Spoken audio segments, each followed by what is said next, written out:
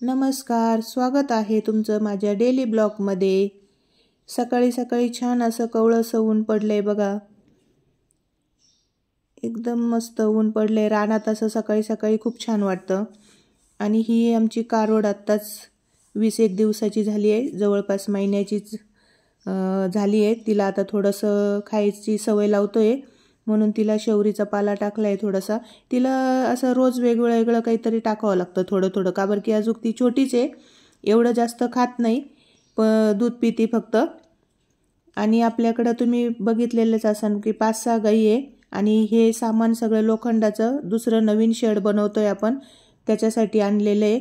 नवीन shade बी तयार झालेलं की तुम्हाला दाखवतेच मी व्हिडिओमध्ये। आणि आपण गाईचं तूप पण घरीच बनवतो, त्याचा पण व्हिडिओ मी चॅनलला अपलोड केलेला आहे। तर घरचेच गाईंचं हे तूप आहे। तूप, दही, दूध शेतात असल्यामुळं सगळं घरचंच असतं। तुमच्याकडे आहे का घरी गाई? असेल तर नक्की कमेंट करा। गाय वासरू अजूक एवढं खात नाही, कारोड आहे ती, ते थोडंसंच खाती थोडं थोडं, अजूक तिला सवय लागन। आणि तिला आपण थोडंसं उन्हात पण बांधलंय इकडे, म्हणून गोठ्यात नाही, ती गोठ्याच्या बाहेर इकडं झाडाला बांधलंय पेरूच्या।